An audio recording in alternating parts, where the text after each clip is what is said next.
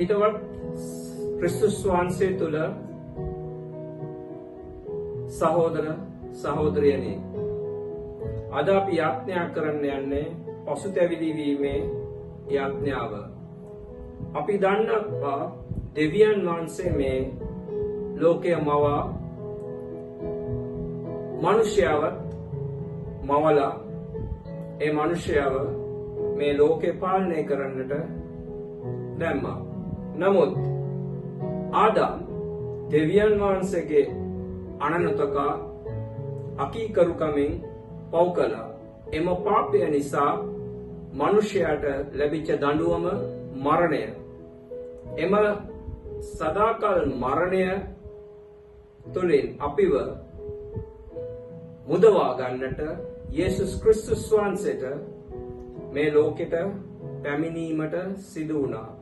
ඒ පැමිණීම තුළින් ක්‍රිස්තුස් වහන්සේගේ ශුද්ධ වූ ලේ වැගිරීම තුළින් අපිට නැවත සදාකල් ජීවනය ලබා දෙන්නට සිදු වුණා.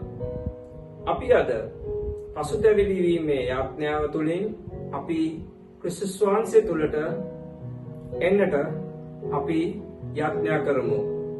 දෙවියන් වහන්සේව නොදන්න සියල්ලෝම අපි අද මතක් කරමින් අපි ඒ අය වෙනුවෙන් යාඥා කරමු. ස්වර්ගීය පියාණනේ, නිහතමානී සිත් ඇතිව අපි ඔබ වහන්සේ ඉදිරියට පැමිණෙමු. අප සියල්ලෝම පෞකාරයන් බවත් ඔබ වහන්සේගේ මහිමයෙන් ඈත් වී ඇති බවත් අපි පිළිගනිමු. අපගේ පව් ඔබ වහන්සේ ඉදිරියෙහි පාපොච්චාරණය කරමින් ඔබගේ පුත්‍රයාණන් වූ යේසුස් ක්‍රිස්තුස් වහන්සේගේ අනර්ඝ රුධිරය කරන කොටගෙන අපට සමාව දෙන ලෙස අපි ඉල්ලා සිටිමු. ස්වාමිනී, මෙම යාඥාව අසන සෑම හදවතක්ම ස්පර්ශ කර මැනව. ඔවුන්ව පාපයෙන් හැරි ඔබ වහන්සේ වෙතට පැමිණීමට කරුණාව ලබා දෙන්න.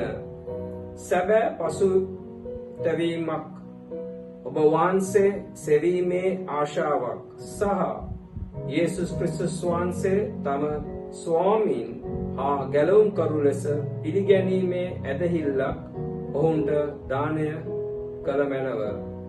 ඔබ වහන්සේ වෙතට පැමිණීමට බාධා කරන සියලු බාධක ඉවත් කළ මැනව.